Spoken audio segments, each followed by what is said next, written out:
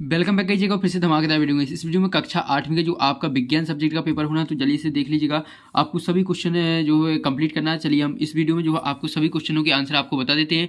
तो इस आपको वीडियो को जो है ध्यान से देखना। देख लीजिए आपका जो क्वेश्चन पेपर है कुछ इस तरह का रहने वाला है।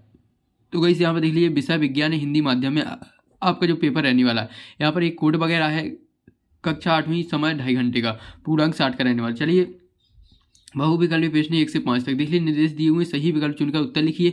प्रत्येक प्रश्न के लिए 1 अंक निर्धारित है। तो चलिए इनके आंसर कंप्लीट कर लेते हैं। देख लीजिए, पहला, ईस्ट का उपयोग निम्न के उत्पादन में होता है: चीनी के, एल्कोहल के, हाइड्रोक्लोरिक अम्ल के, ऑक्सीजन के। तो वही इसका करेक्ट आंसर हो जाएगा। इसका एल्कोहल करेक्ट आंसर हो जाएगा, यानी बी ऑप्शन इसका करेक्ट आंसर हो जाएगा। इसके बाद दूसरा, निम्न पदार्थों में से सबसे पहले कौन जलेगा?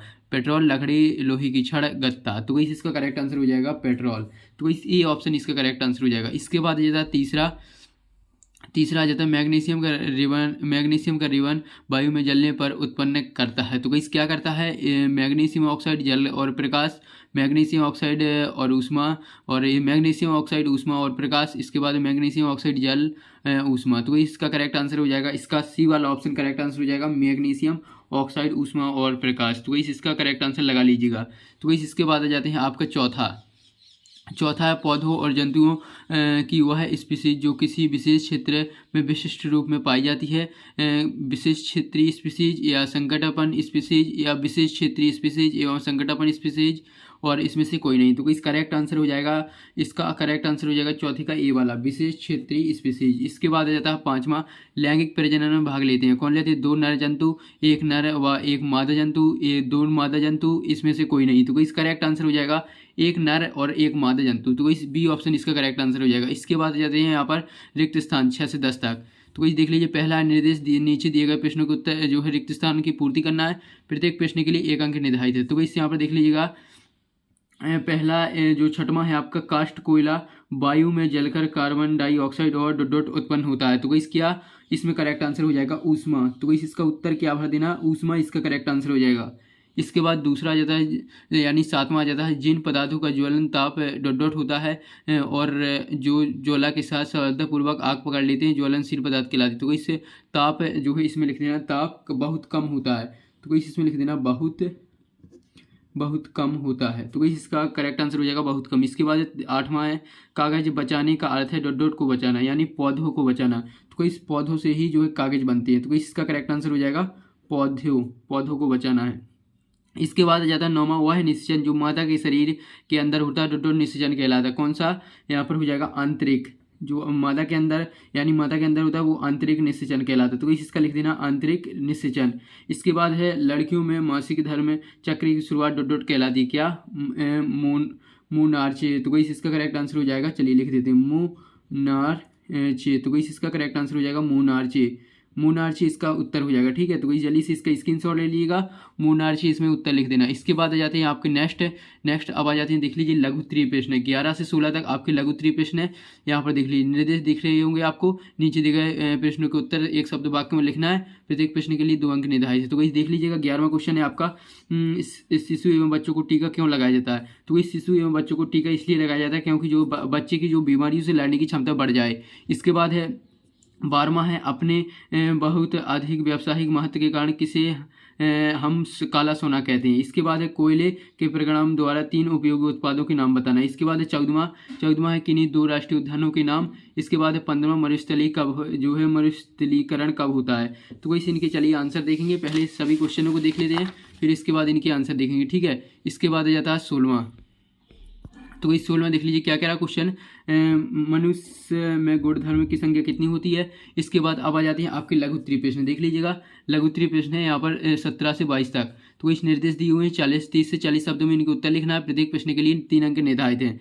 तो चलिए यहाँ पर देख लीजिएगा, 17वां है, ये एक किसान अपनी भरपूर व अच्छी फसल काटने के बाद उसे भंडारण से पूर्व सुखाना भूल जाता है, उसे किन समस्याओं का सामना करना पड़ सकता है? तो इसे जो है इसका भी आंसर आपको बताया जाएगा। इसके बाद 18वां, रसोई घर को जलाने पर कोई आवाज़ नहीं होती लेकिन पटाखे के जलाने पर तेज आवाज़ होती है, क्यों? स्पष्ट कीजिए। इसके बाद है यहाँ पर 19वां है, एक प्रयोग में 405 kg ईंधन का पूर्णतः दहन किया जाता है जिससे 1,80,000 के ऊष्मा उत्पन्न हुई। ईंधन का ऊष्मीय मान ज्ञात करना है। इसके बाद 20वां, मुर्गी और मेढक दोनों ही अंडे देते हैं, लेकिन दोनों में ही निषेचन की क्रिया अलग अलग प्रकार की होती है, क्यों?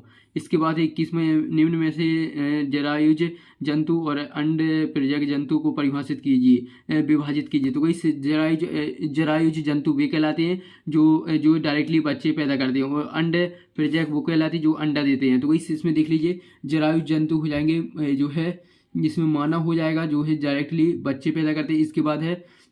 इसके बाद यहाँ पर देख लीजिएगा, इसका हाथी हो जाएगा, हाथी, और इसमें हो जाएगा आपका घोड़ा। तो इसमें तीन जो आपके जरायुज जो है जरायुज जंतु में आ जाती है। इसके बाद आ जाता है यहाँ पर देख लीजिए, यहाँ इसमें कुत्ता भी है। इसके बाद है यहाँ पर अंडक प्रजक, तो इसमें जो है मुर्गी अंडा प्रजक में आ जाएगी, सांप पे अंडा प्रजक में आ जाएंगी, बिल्ली ये जो है यहाँ पर जरायुज जंतु है, तो इसमें आपको जरायुज जंतु में लिखना बिल्ली को, और मुर्गी सांप आ जाएंगे आपके अंडे प्रजक में, और चिड़िया आ जाएगी अंडे प्रजक में, और यहाँ पर कौआ आ जाएगा अंडे प्रजक में, बतख आ जाएगी, शुतुरमुर्ग आ जाएगा। तो वही हमने आपको बता दिया, इसी तरह आपको लिखना है। इसके बाद सभी के आंसर बता देंगे, टेंशन नहीं लेना। आपको देख लीजिए दीर्घ उत्तरीय प्रश्न है आपके 23 से 26 तक है, 23 से 26 तक आपके दीर्घ उत्तरीय प्रश्न है। तो कुछ देख लीजिएगा, नीचे दिए गए प्रश्नों के उत्तर 70 से 80 शब्दों में लिखना है, ठीक है।